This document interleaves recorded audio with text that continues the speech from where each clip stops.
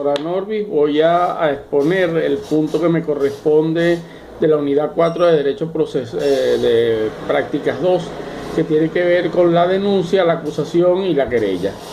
La denuncia es el paso primigenio de la fase primera del proceso penal venezolano. En ella, pues, se establece el criterio de la petición que hace la persona que ha sido ofendida o que ha sido vulnerada en sus derechos. El nombre de esa acción, pues, tiene como concepto, pues, la denuncia. Eso está establecido, pues, en el artículo 292 y 294 del Código Orgánico Procesal Penal.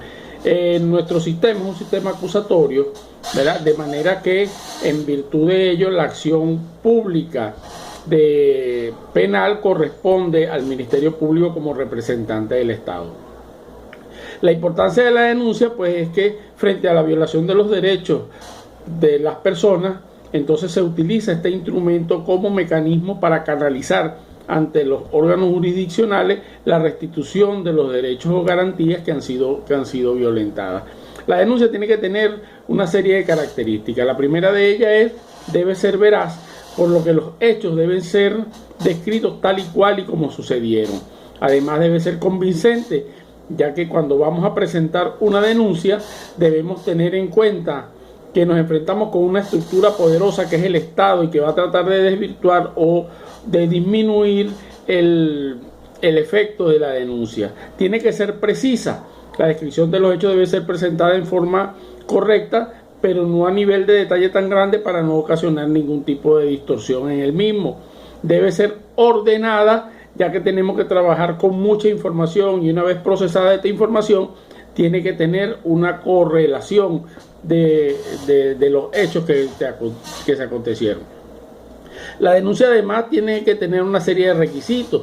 Debe contener la identificación del funcionario ante el cual se denuncia, debe tener los datos del denunciante y del denunciado, o sea, datos completos: nombre, apellido, cédula de identidad, profesión, oficio, domicilio, etcétera. Tiene que tener un relato de los hechos, o sea, ordenados de manera cronológica, en el que se indique el lugar y fecha en que acontecieron, cómo sucedieron, quiénes fueron los afectados, quiénes son los presuntos responsables y las razones que posiblemente pudieron ocasionar esta denuncia.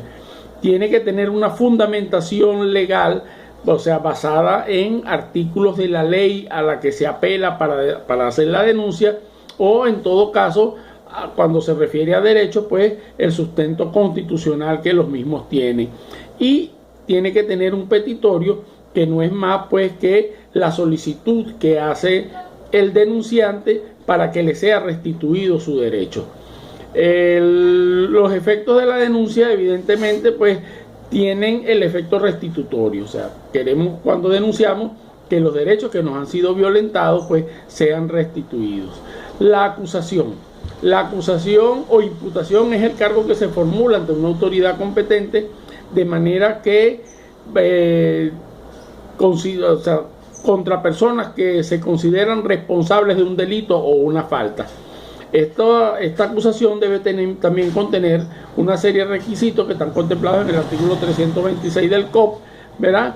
Y que, al igual que la denuncia, tienen unos datos que deben ser incluidos en la misma, como los datos que permitan ubicar e identificar al imputado, una relación clara y precisa sustanciada de los hechos, del hecho punible, los fundamentos legales de la imputación, la expresión de los preceptos jurídicos aplicables y la solicitud del enjuiciamiento del imputado o imputada. ¿Por qué es importante la imputación?